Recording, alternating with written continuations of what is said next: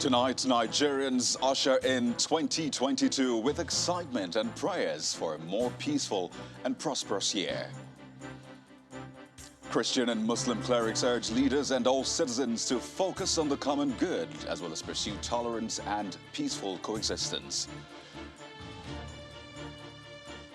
We continue our review of 2021, and today we'll be examining how the National Assembly performed in the past year.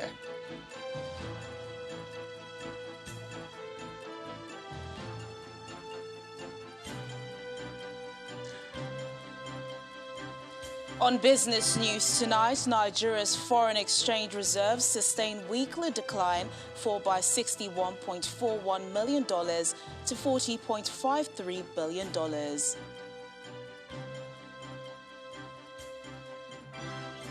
And on sports news tonight, Rodri scores a stoppage time winner as Manchester City edged Arsenal to move 11 points clear at the top of the Premier League.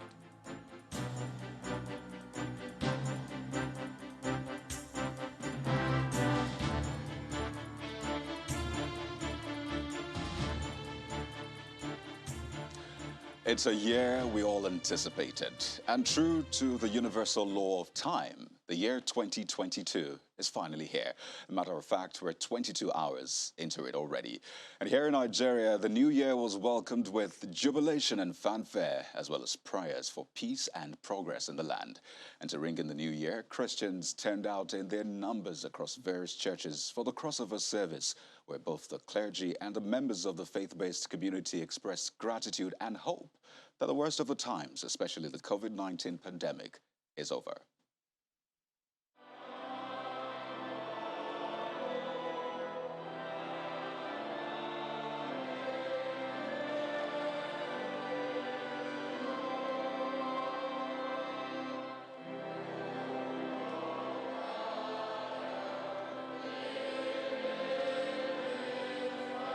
The crossover service from the year 2021 may well go down in history as the most anticipated church service for members of the faith-based community.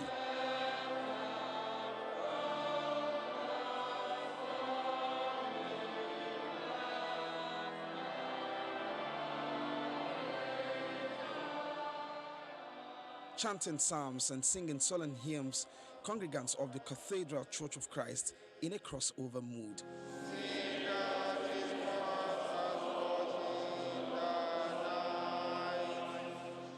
The additional wardrobe everyone now adorns is a clear fallout of where we are coming from, and the pandemic, with its consequences, means every survival is grateful.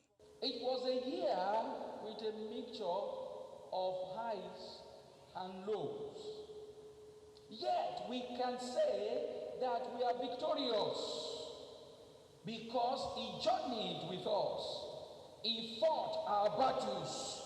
He defeated our enemies, and He gave us surprising victory. For what He has done, I want you to shout one powerful hallelujah. Hallelujah. Put your hands together for the Lord. Happy New Year to you. God bless you.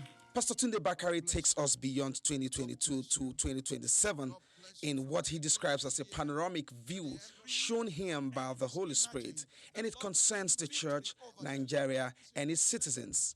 None of the enemies of our nation perpetrating economic sabotage against us and destabilizing our nation will escape. The year 2024 to 2027 will be a period of turnaround and outstanding economic recovery for our nation like never before. God Almighty will cause us to rejoice over our enemies. In Jesus' mighty name.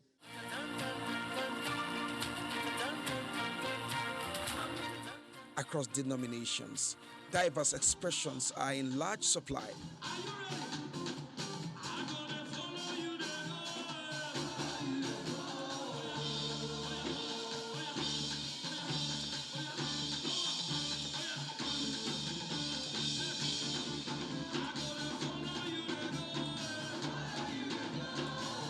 It will always come down to prayers and prophetic declarations.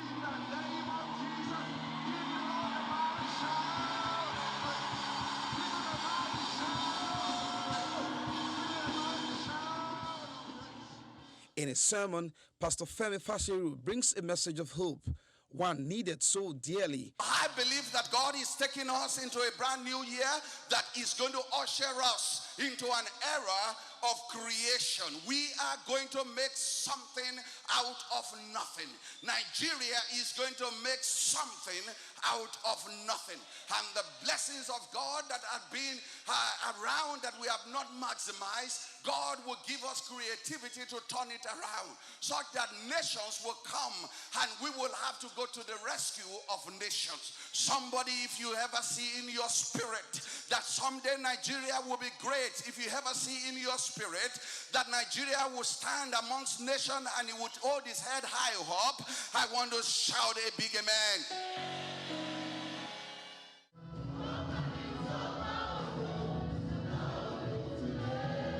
In other parts of the South, a former PFN president, Bishop Taiwo Adelako, who joined all the worshippers at the Rehoboth Cathedral, called on government to do all it can to restore the economy and eliminate threats to life and property.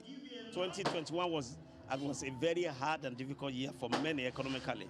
And I believe, God, that Nigeria will be more secure this year and economic prosperity will come upon our nation, Nigeria.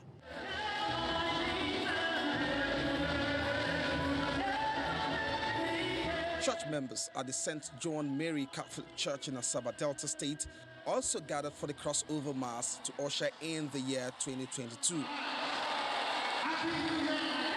All we need to follow this year, we don't know what we will meet and what we will see. It's the grace of God. We'll trust Him, believe in Him, and then do our bit. It's a joyous atmosphere here at the Emmanuel Anglican Church, Owerri. Worshippers thanked God for the grace to see a new year. The vicar of the church, Venerable Mike Amadi, prayed the year will be an improvement on 2021.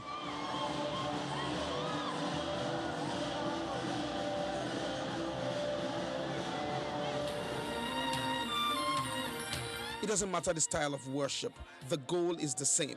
And if you are seeing or hearing this report, you are in 2022. Congratulations. Olu Phillips, Chance Television News. Back here in Lagos, where more assurances are coming after the losses occasioned by the COVID-19 pandemic. A table of restoration, recovery, and multiplication from God is what awaits believers this year. And that's according to the senior pastor of the Covenant Nation, Pastor Kwadru Oyemade, during the crossover service of the church.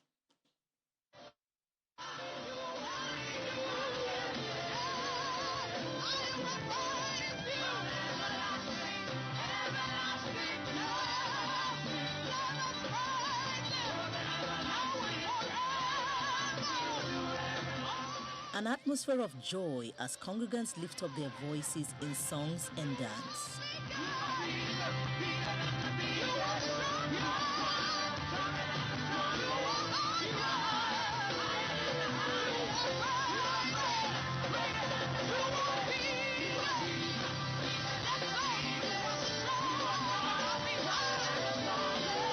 The Lord is inviting worshippers to a dinner table in 2022.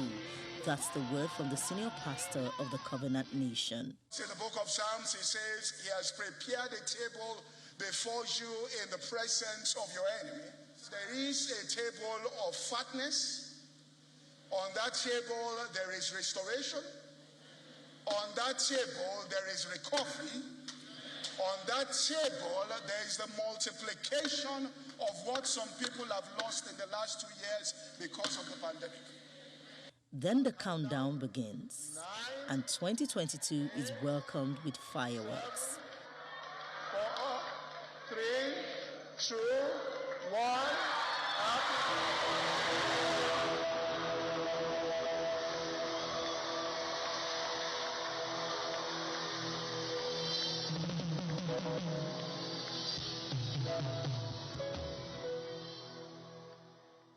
Prayers are offered for the people.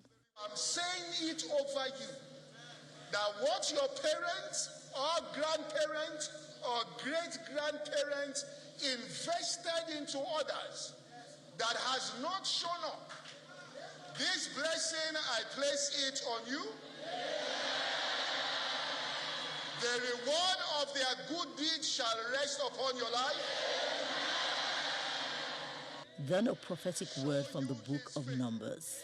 The Lord shall enlarge your coast, and your blessing shall not bring grief to your family in the name of Jesus. As Nigerians herald the year 2022, the message from churches such as the Covenant Nation Lagos is one of faith and hope in the face of adversity.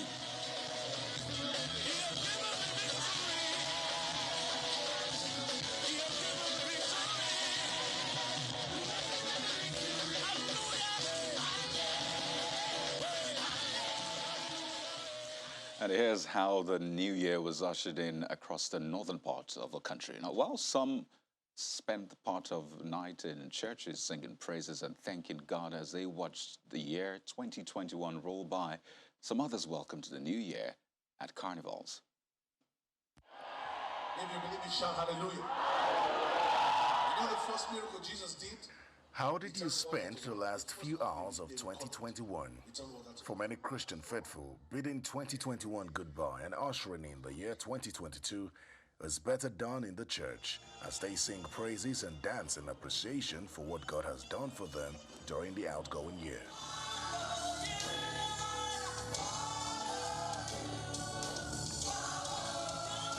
The atmosphere in the churches exudes happiness as melodious rendition by the choirs sets the tone for the messages from clergymen who preach hope and trust in the power of God to make the new year a better one.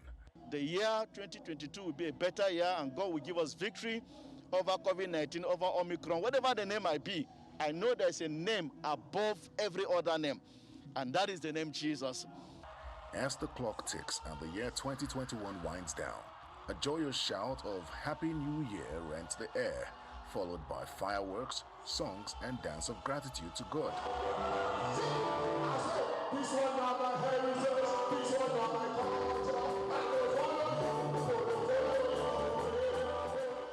I believe that by the grace of God, 2022 will be a year of great things. It will be a year of breakthroughs. It will be a year of life, that there will be less death in the name of Jesus Christ.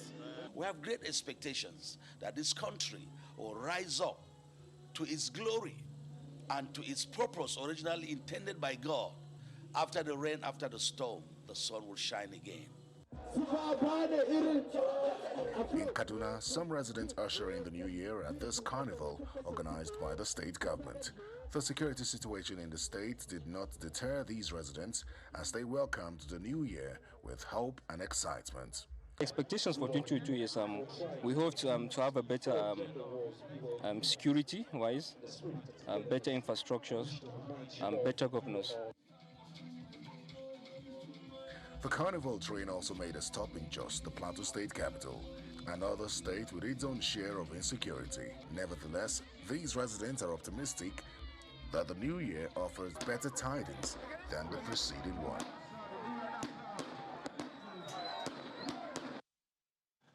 In part two, after the break, we have more on the new year as Christian and Muslim clerics call on Nigerians to seek the common good, as well as pursue tolerance and peaceful coexistence in 2022.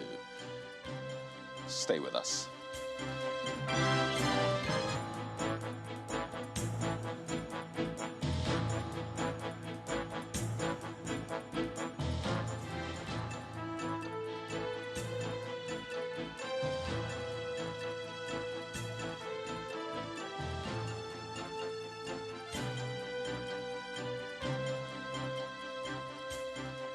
If you've just joined us, you're watching the news at 10, live on Channels Television Lagos on this New Year's Day.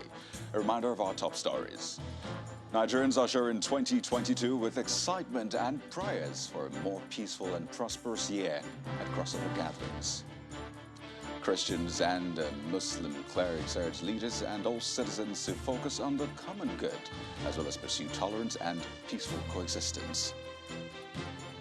We continue our review of 2021, and today we will be examining how the National Assembly performed in the past year. And South Africa holds a funeral mass for Archbishop Desmond Tutu. bids farewell to the renowned anti-apartheid campaigner.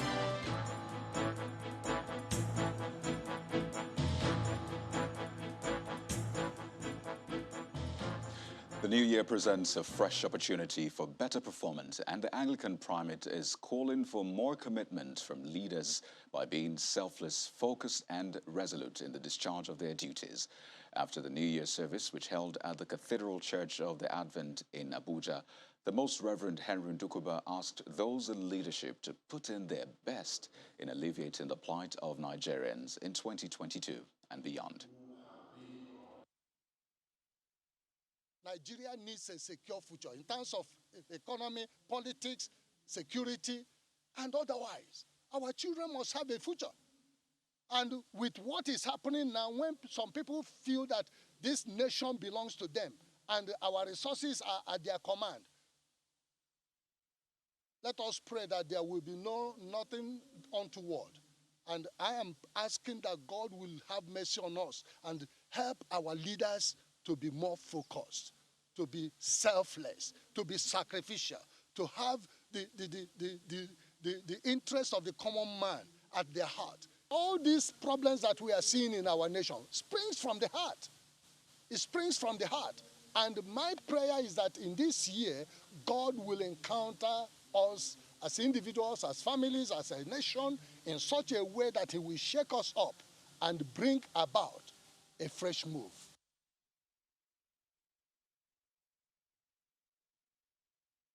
Now, for the Chief Missioner of the Ansarudeen Society, there is a need for citizens to embrace the Nigerian project and work towards its success in 2022.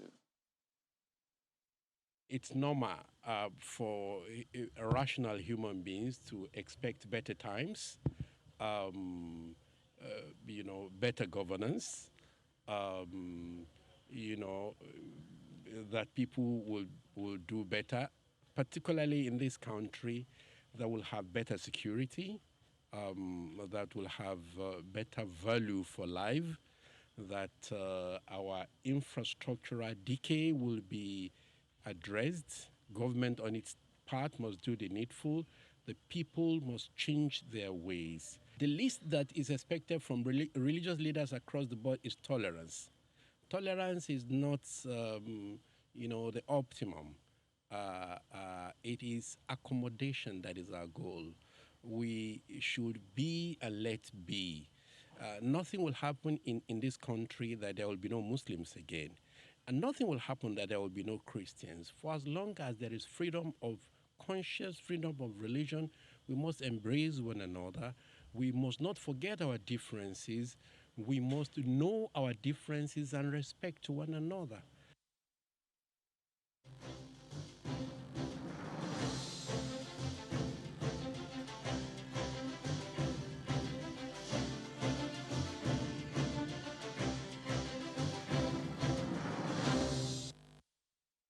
We take a moment from the New Year messages and celebrations for a review of some of the events that shaped governance in 2021. And tonight, our focus is on the National Assembly.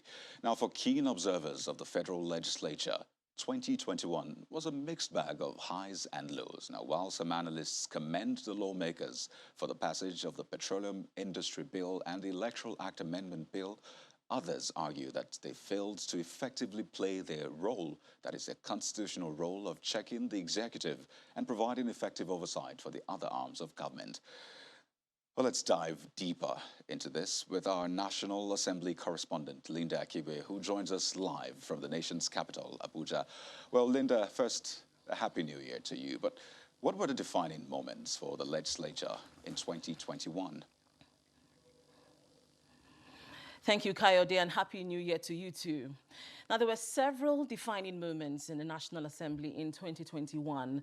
Two very important ones, like we said, what you read, are the passage of the Petroleum Industry Bill and the Electoral Act Amendment Bill. The PIB, which is expected to overhaul and transform the oil and gas sector, had been through different stages in the National Assembly for more than a decade. So it was a relief that the 9th Assembly was able to pass the bill and President Buhari gave his assent, so it is now a law.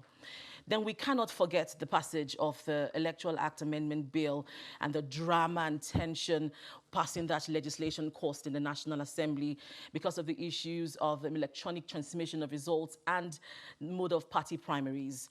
Now, the bill is not a law yet because President Buhari has declined assent, so there's still uncertainty as to the fate of that bill and if it can be passed and ascended to on time to kickstart preparations for the 2023 general elections. To the low points this year, one of them is the slow pace of work on the constitutional amendment bill. By now, the report from the bill ought to have been brought before lawmakers and voted for before sending to the State Houses of Assembly. So let's take a look at this report, which will give more highlights on the National Assembly in 2021. When we look at the year 2021 in the National Assembly, two major issues defined Parliament: the enactment of the Petroleum Industry Bill and the Electoral Act Amendment Bill. Now, these two pieces of legislation caused huge disagreements in both chambers of the National Assembly and caused heated discussions in the public space. The Petroleum Industry Bill lingered in the National Assembly for more than a decade. The Ninth Assembly broke the jinx with the passage of the bill and eventual assent by President Buhari. However, it was indeed a tumultuous journey for the legislation in 2021. What I'm asking for. The burden of contention in the PIB was a percentage fixed for developing host communities to be derived from the operating cost of oil companies. The two chambers of a National Assembly passed the PIB, with the Senate making a provision of 3% of operating cost of oil companies for host communities, while the House passed 5%. In the harmonized report, the 3% for host communities was adopted, to the vexation of Niger Delta lawmakers in both chambers and interest groups. On August the 16th, 2021, President Buhari signed the Petroleum Industry Bill into law and has since forwarded amendments of the legislation to the National Assembly. But no legislation caused as much disagreement in Parliament and sparked discussions across the country in 2021 as the Electoral Act Amendment Bill. The bill is intended to sanitize Nigeria's electoral processes. Two clauses in the bill ended up becoming the most contentious: electronic transmission of results and method of party primaries. The passage of the legislation was, however, preceded by disagreement among lawmakers over Section 52(3) of the bill dealing with electronic transmission of results. This clause caused a sharp split among lawmakers from the ruling party and the opposition, and a division was called, the first in the Ninth Assembly. Therefore, vote yes to electronic transmission of results, because that is what Nigerians want. I vote no, just to allow INEC to do the best job for Nigeria. Thank you. The opposition was defeated, and the Senate amended the clause empowering the Nigerian Communications Commission, NCC, and the National Assembly to determine the use of electronic transmission during elections. Lawmakers in House of Reps almost came to blows debating Section 52(3), but the House eventually gave INEC the powers to determine the method of transmission of election results. My name on the defense. Surprisingly, on October the 12th, the Senate bowed to public pressure and rescinded its earlier decision on electronic transmission, thereby giving electoral body INEC the power to determine the method. Both houses also adopted direct primaries for selecting candidates by political parties. This set them against governors who are in support of indirect primaries. And this ultimately reached a crescendo with President Buhari declining assent on the bill, leaving the nation uncertain as to the future of this all-important legislation. The Senate also rejected the nomination of Loretta Onochie as INEC National Commissioner representing Delta State for contravening federal character principles. The Gender Equality Bill also suffered a setback in the upper chamber, as some lawmakers said it offends their religious beliefs. The National Assembly also approved the loan request from President Buhari, running into trillions of naira, a situation which unsettled some Nigerians. You have to listen. It's a fact. You represent the people, even if it means having a public hearing for those who are applying for this loan to come and speak about it. The House of Representatives devoted a huge amount of time during the year to discuss the security crisis in the country.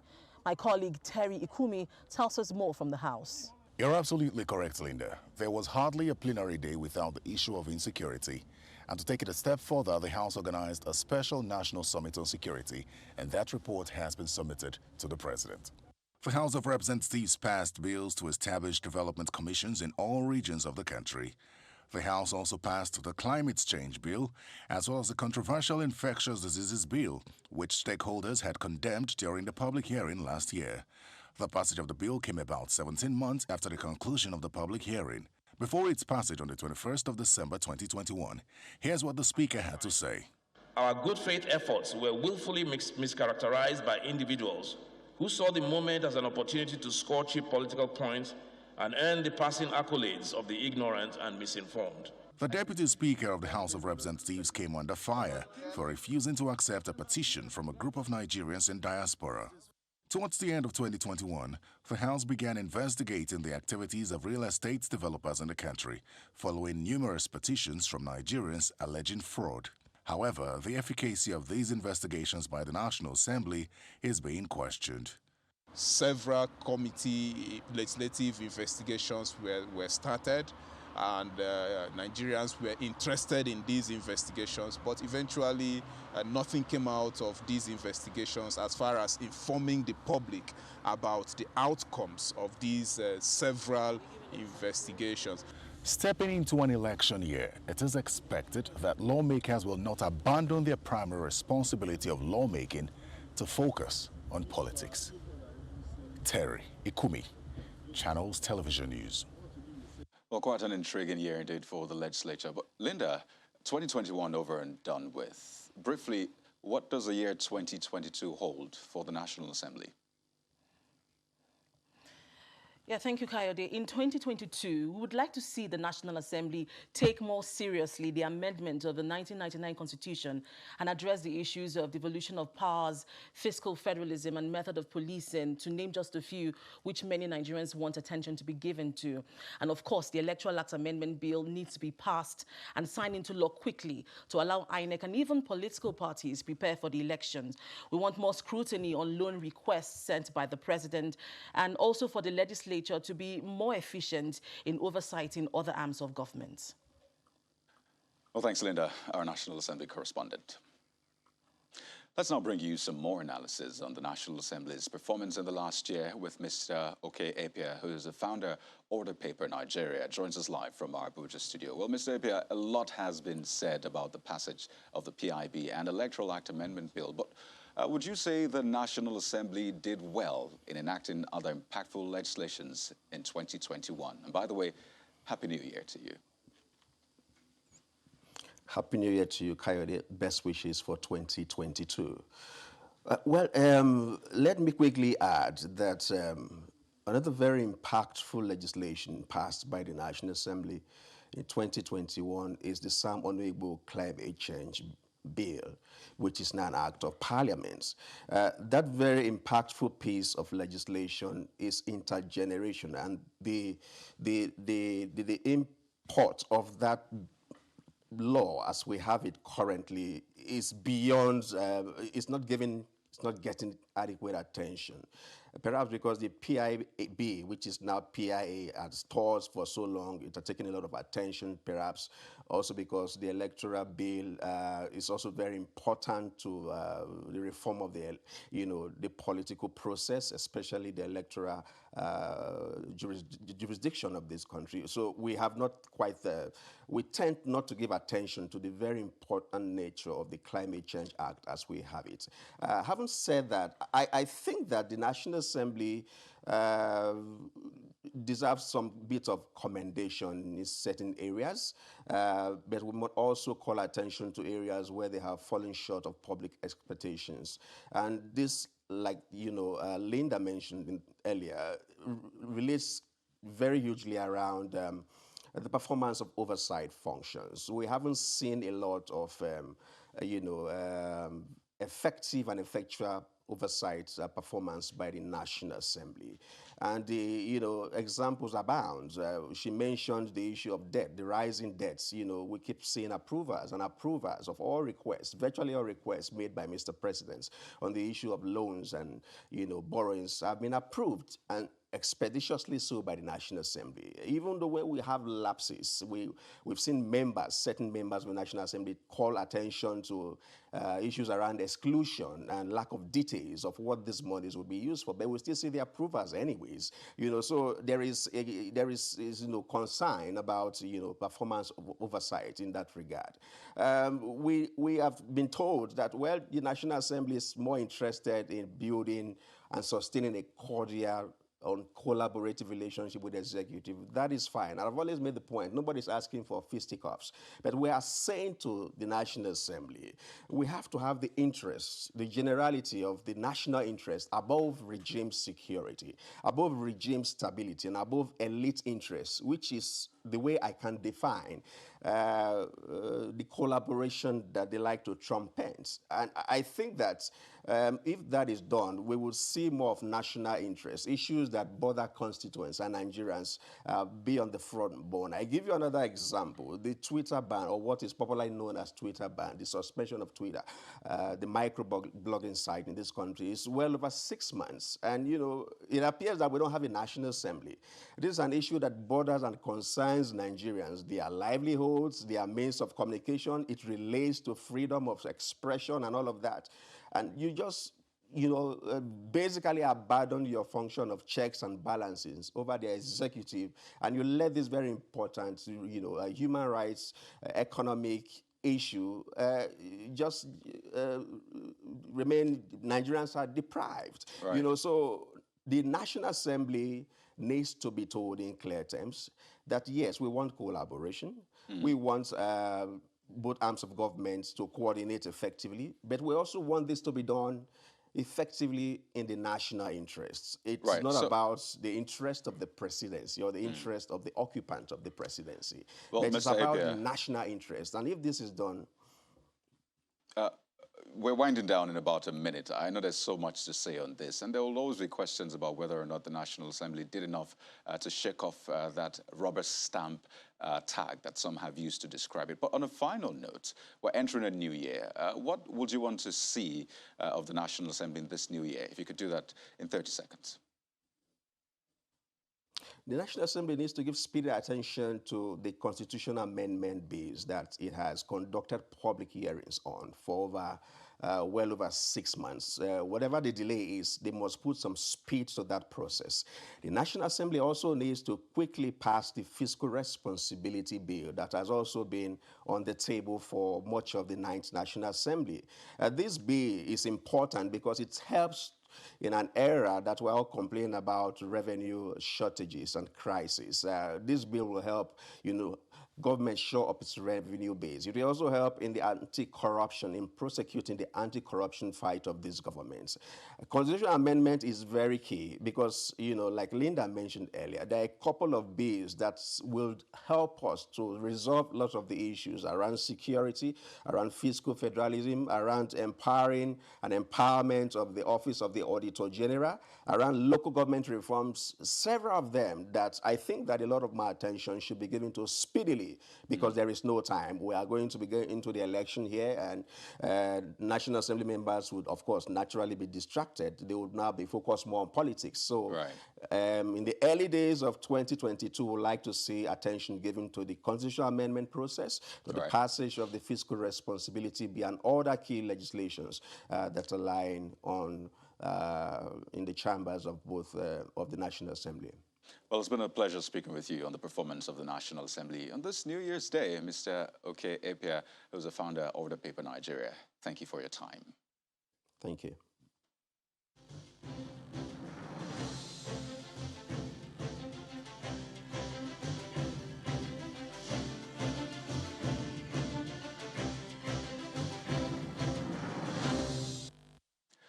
Now back to the New Year celebrations, which, by the way, are not limited to the churches and fun spots alone. There is also joy at the hospitals as the first babies of the year are ushered into the world.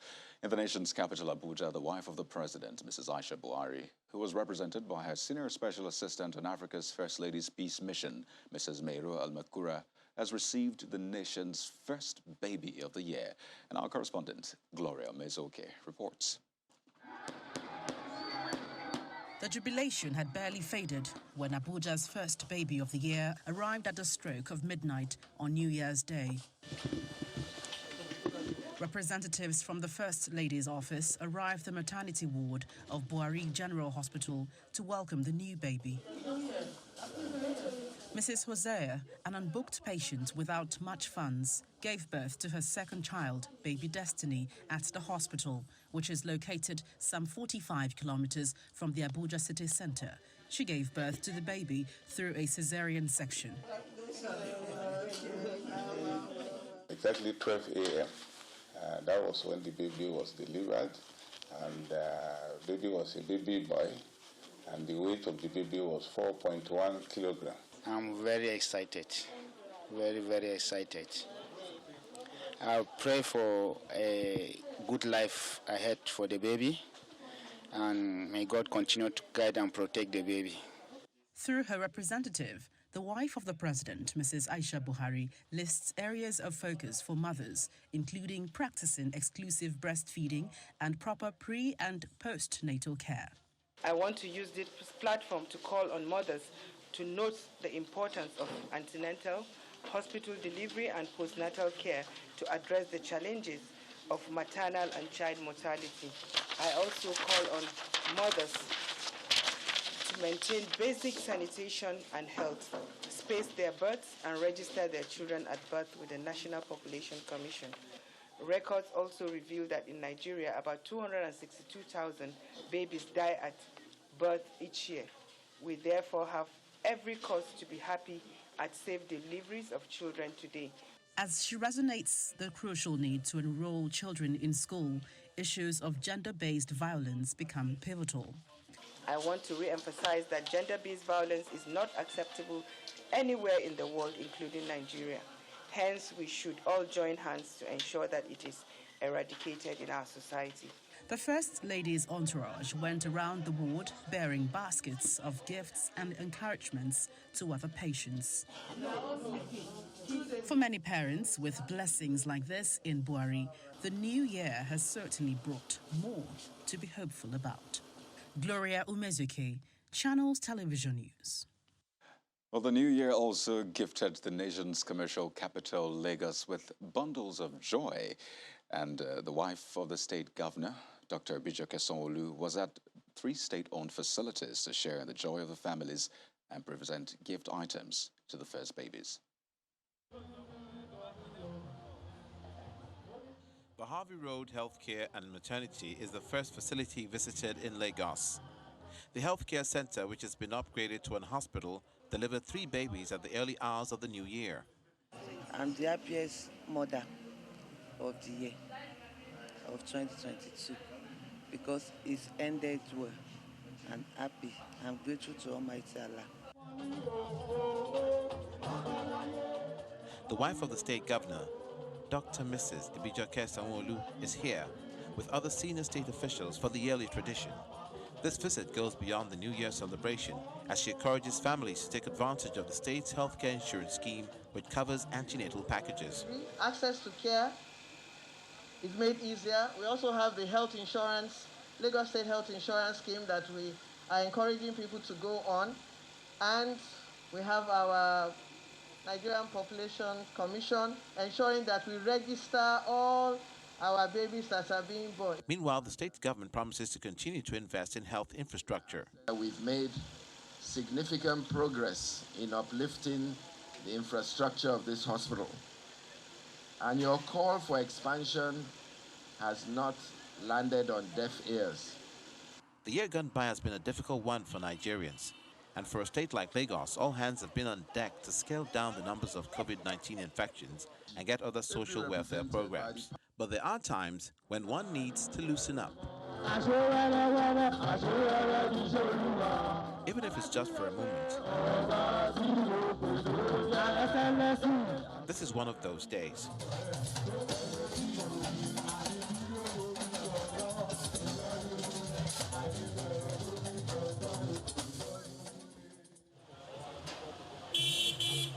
At the Oniko Healthcare Center, 2 newborns were ushered early into the year 2022. Mother of the first baby to arrive is grateful to God for safe delivery. The baby came 12 a.m. on the dot. So I feel so happy to be among those people that get birth on the 1st of 2022. The final stop is Lagos Island Maternity Hospital, where 3 babies were born. This young couple are excited at their bundle of joy and their new title of parents. This is my first baby, this is my first fruit, and I'm really happy. And I don't really have much to say. And God is the greatest. I had my baby at 12:05, and it's 3.5, and I'm so grateful. I'm really, really happy. The Lagos State government says it understands the assignment of implementing various interventions that provide quality healthcare services to the people, reiterating its commitment to reducing maternal mortality. Definitely a beautiful way to start the new year. Let's now bring you some New Year's Day's business news with Teniola Shabali.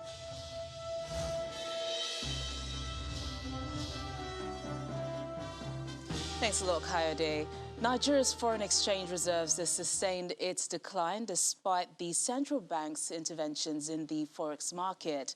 Latest data from the CBN shows that gross reserves of the country's external buffers closed lower by $61.41 million week on week to $40.53 billion as at December the 30th, 2021. Forex traders attribute the decline in the domestic foreign reserves to low crude oil production levels, given that Nigeria is heavily reliant on oil for the majority of its dollar supply. Meanwhile, analysts say the CBN has enough supply to support the FX market over the short term, given inflows from the recently issued Eurobond and the IMF's SDR. Meanwhile, at the forex market, trading activity at the FMDQ exchange closed negative this week as the total turnover of transactions carried out at the FX spot, forwards and futures markets stumbled by 49.86% against last week to $634.74 million as at December the 31st. A further breakdown of trade and results shows that total value of transactions at the FX spot market fell by 57.72%, while the FX derivatives market turnover slipped by 21.5%. Similarly, the Naira dropped by 0.81% to 417 Naira 65 kobo against the dollar at the Nigerian Autonomous Foreign Exchange window of the forex market. The Minister of State for Environment, Sharon Ikezo, says the federal government will collaborate with the Nigerian Exchange Limited to provide investors with new tools that will enable capital reallocation. Mrs. Ikezo made this known during the digital closing gong ceremony hosted by the Nigerian Exchange. What follows for us all is to work together as a people to ensure that the good fruits innate in the Act, in the Climate Change Act, are harvested for the good of the country. And I do hope there will be a continuous collaboration between Nigerian Exchange Limited and the Federal Ministry of Environment for us to build a framework that would help issuers navigate climate disclosure, associated engagements with their shareholders, and ultimately improve on the climate data available to the investment and finance community. And that's business news tonight. It's back to Kayode for the rest of the news at 10.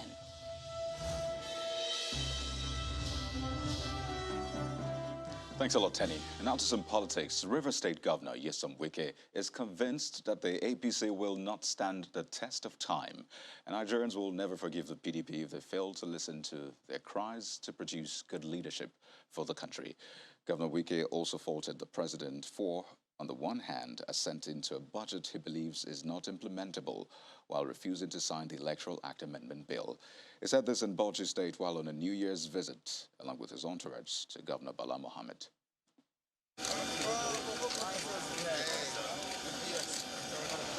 His first port of call is the Ramat House, where he had a chat with the governor and the media. and he recounts how his host, Governor Bala Mohammed, had his back during tough times.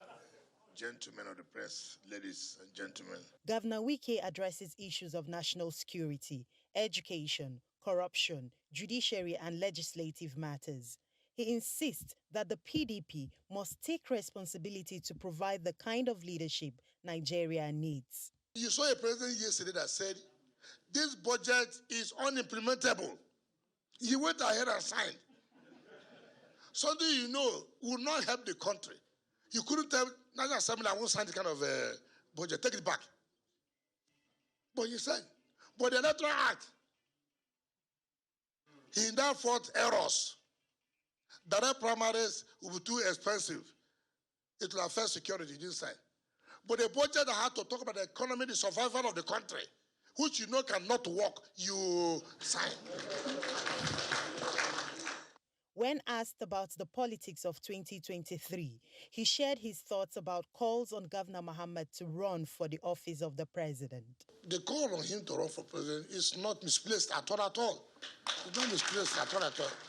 But that is somebody that's very qualified to run for the presidency of this country. For us as PDP, all we are doing is to put our house in order. Governor Mohammed begins his response on an appreciative note, but soon touches on party and national issues. We have to reposition ourselves, irrespective of anything, to provide leadership. I don't have to become president if somebody else will become president and provide the leadership. And the same thing with you. So ours is to make sure we provide the level playing field so good leadership to emerge in Nigeria. While at the palace of the Emir of Bauchi, Governor Wike was named Jagoran Bauchi, a traditional title which means a guide to the people of Bauchi. It may be a casual visit, but both leaders appeared pleased with a firm belief that the visit will further strengthen ties. Hajara Aliyu, Channels Television News.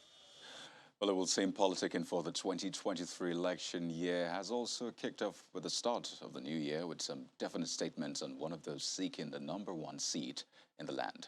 The Director General of Tinubu Support Group's Management Council and a former chairman of Appropriations Committee in the House of Representatives, Honorable Abdulmumin Jibrin, has told Channels Television personality that has what it takes to defeat any candidate put forward by the main opposition, the PDP.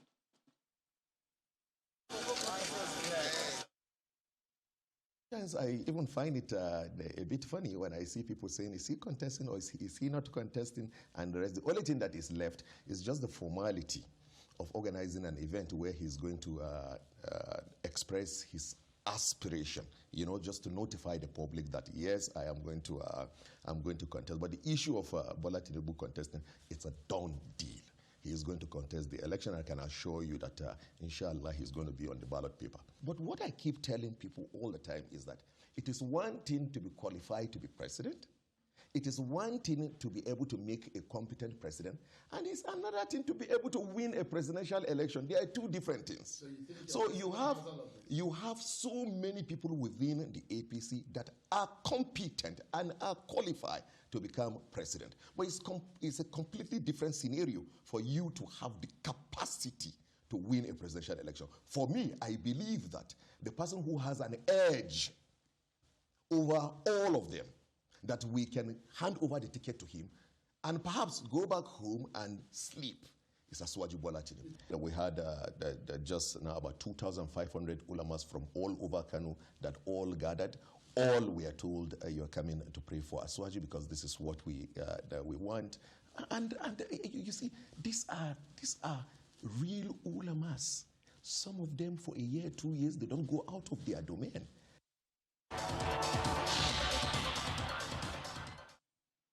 Time now for some sports news. And in the English Premier League, Rodri has scored a 93rd minute winner as Manchester City took another huge step towards retaining the EPL title with a 2-1 win over Arsenal. That's 10-man Arsenal at the Emirates. Pep Guardiola's men are now 11 points clear at the top thanks to an 11-game winning run.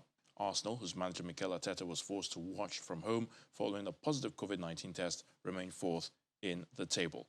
In other games, Tottenham Hotspur defeated Watford, while Crystal Palace couldn't get past West Ham as they lost at home. Liverpool FC manager Jurgen Klopp will miss his side's crucial Premier League clash at Chelsea on Sunday after a suspected positive coronavirus test. Klopp's assistant Pep Lijnders will take charge for the fixture at Stamford Bridge as third-placed Liverpool try to keep pace with leaders Manchester City.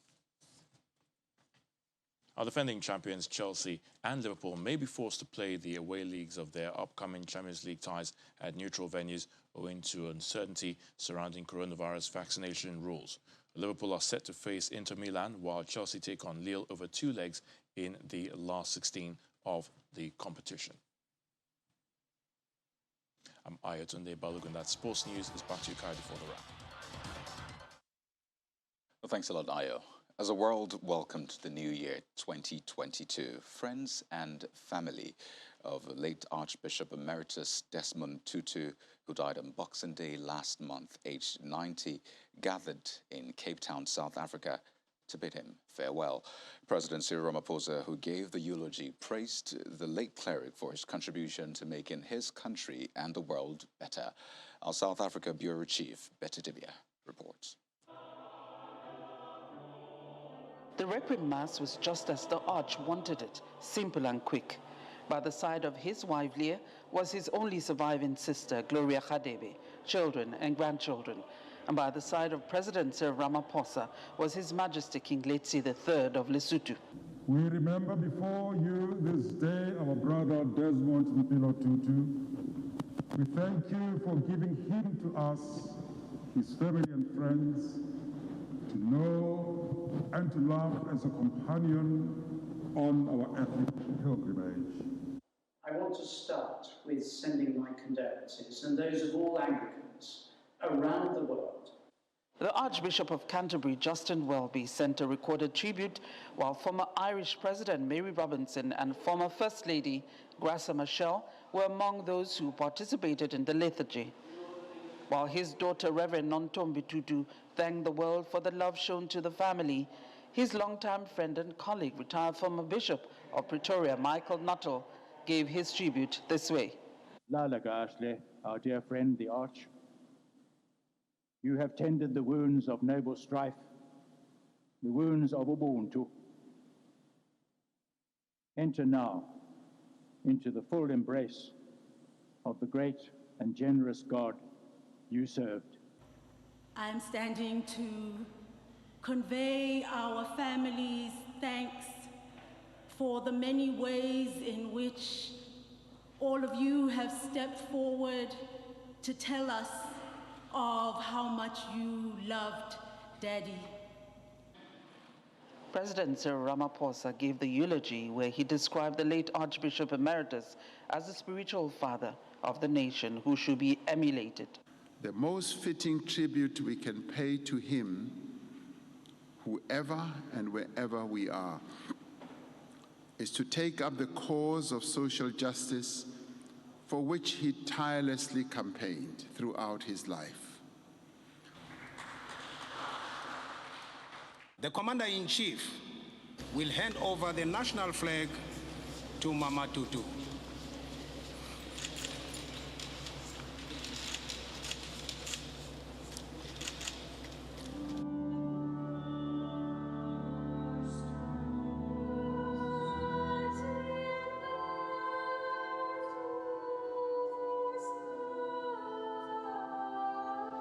It's indeed the end of an era as the world says goodbye to the People's Arch, Archbishop Emeritus Desmond Tutu. His cremation ceremony after this is a private one, and to date agreed upon by his family. His ashes will be laid to rest here at the crypt at the St. George's Cathedral, Cape Town. He's been described by so many great words that hopefully those who have been praising him and those around them will live by. From the St. George's Cathedral, Cape Town, South Africa, Betty Dibia, Channels Television News. May his soul rest in peace. And back to the New Year celebrations, which have largely been scaled down or cancelled for a second year due to a surge in coronavirus infections, this time driven by the highly contagious Omicron variant. However, many nations around the world made the best of it and went ahead with extravagant fireworks displays and celebrations.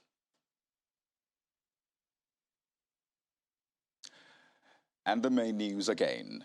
Nigerians today ushered in 2022 with excitement and prayers for a more peaceful and prosperous year at crossover gatherings nationwide. Both the clergy and members of the faith-based community expressed gratitude and hope that the worst of times are over. And that's the news at 10 for tonight. Thank you for watching. And on behalf of all of us at Channels Television, to have a joyful and prosperous new year. I'm Kaido Kikulu. Goodbye.